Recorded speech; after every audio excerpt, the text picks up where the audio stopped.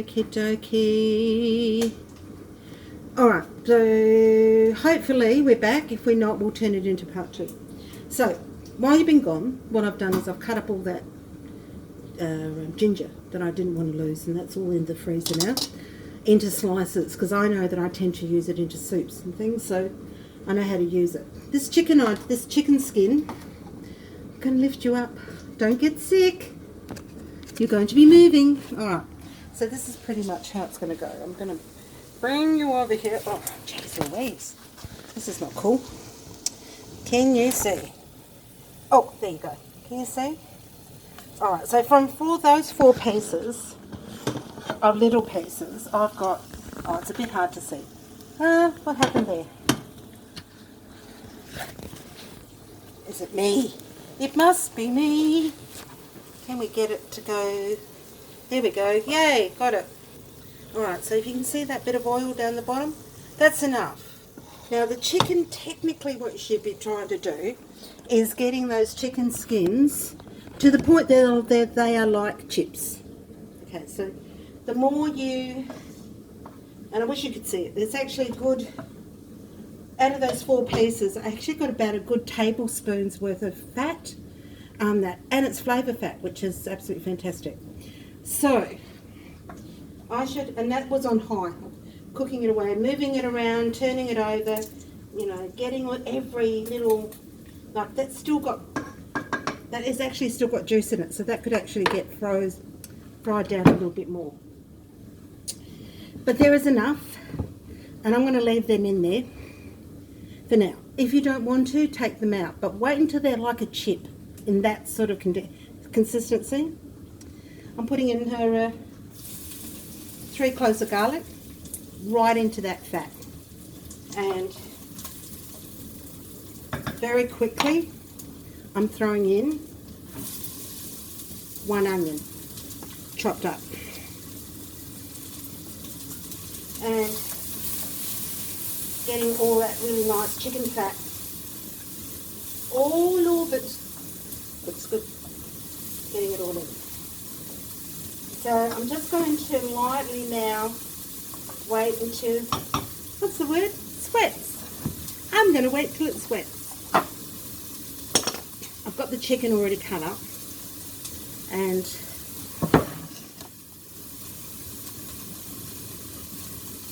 I've got my second board. So this is the board I'm cutting on, not the big one. If you weren't looking, I would be cutting it on the big one. But I'm showing. So I've now got celery without all the heads on, because now I actually want, it's a different flavour, a bit stronger flavour. Moving this around. Wish I actually had. And how to do this, frying down your chicken skin, is actually a Marion Gatsby, I think it is. She's got some great hints. So, I don't know why celery and chicken go nicely together, but they do. So, I'm putting in, I guess it's about a cup's worth of celery.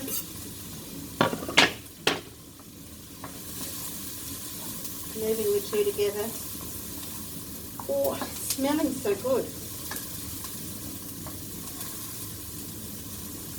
Okay, and that's pretty much, that onion, because it's absorbed all of that fat.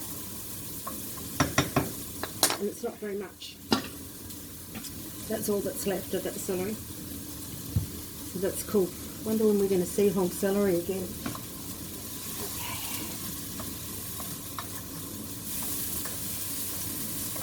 And again, just letting that sweat a little bit. Next thing's next. Now, I've got garlic, I've got that, and I've got that. What else am I going to throw in there? I think that might be all I'm going to do, and there's a reason. I'll tell you in a second. Now I'm just putting all these chicken pieces in. And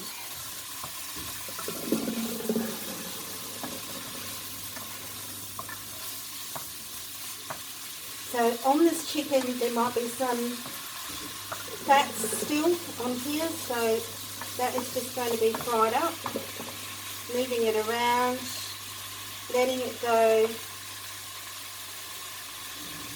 like taking up the whole pan, the bottom of the pan. Very lucky, got a nice big flat pan. I actually envy cooks that have got decent pans. The only thing I've got decent is in, oh yeah, here we go. So I'm just taking out these chicken skins for now because they've actually fried up.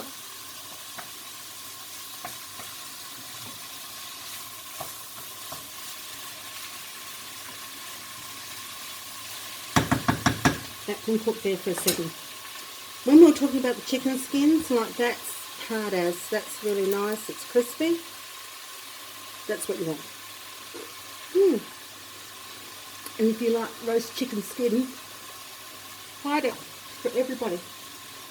So that's going to fry up now for a little while until it's actually coated. In a perfect world, what you would do, coat it in flour, you know, dust it in flour or whatever you want, and then it would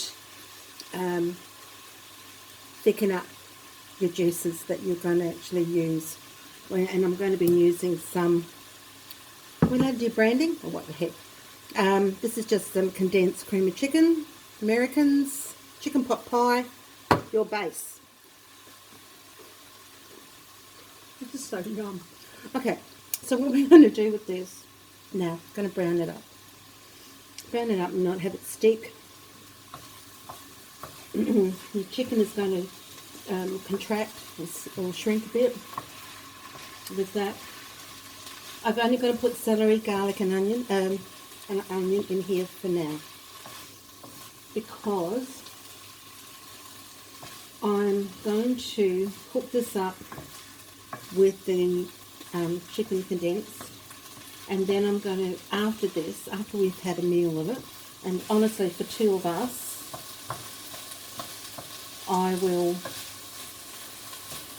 it'll probably do a meal each and an extra meal for me.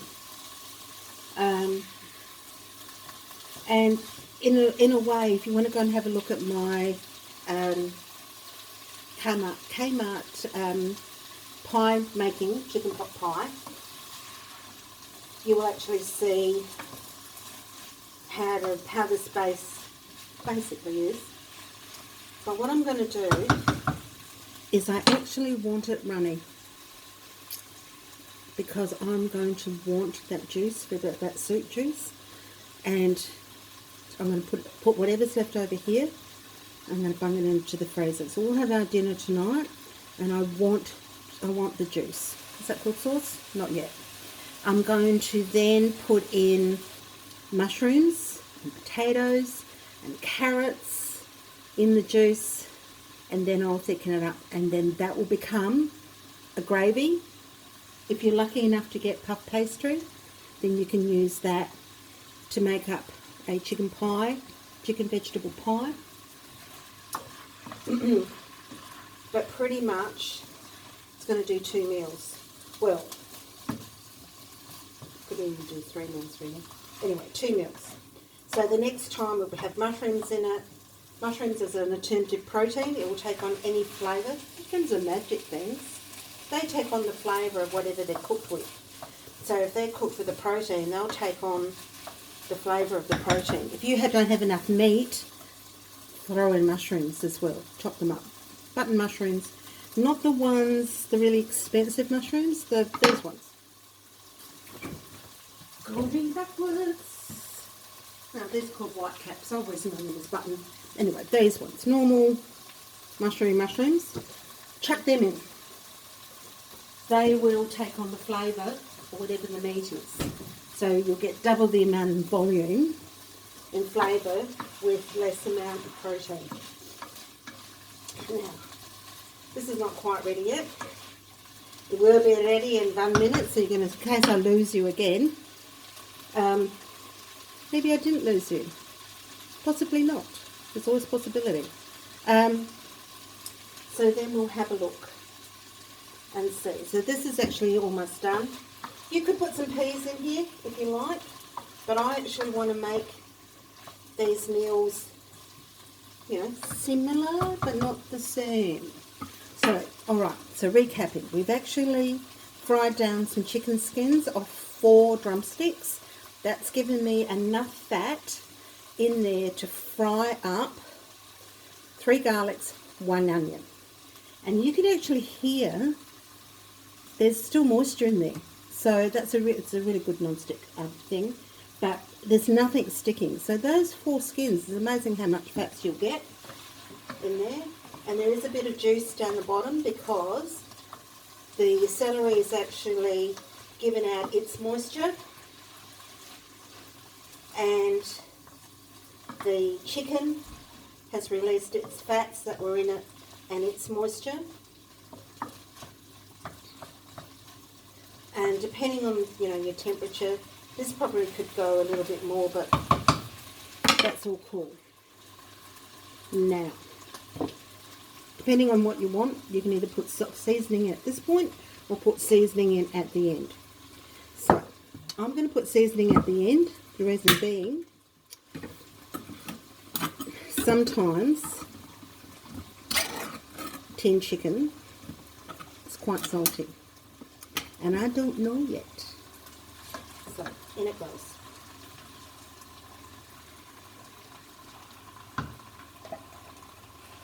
Now this is condensed. So usually condensed works out to be a tin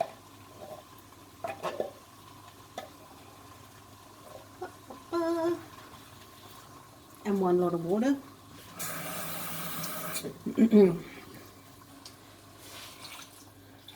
Get it all out. Just get it all out. Put down that soup.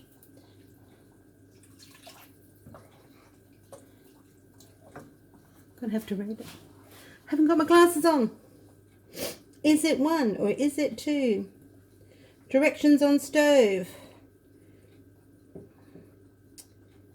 Okay, a can of milk or water. So it doesn't say 2, it's a 1. Right. And I'm just going to mix it up.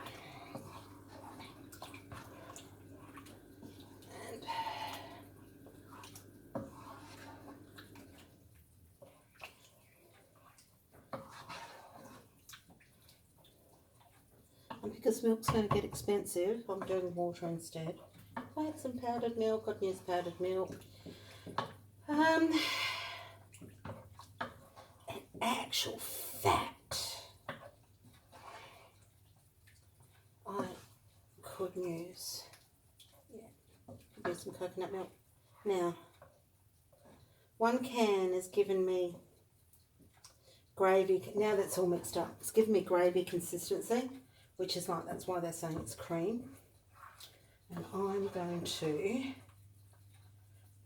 do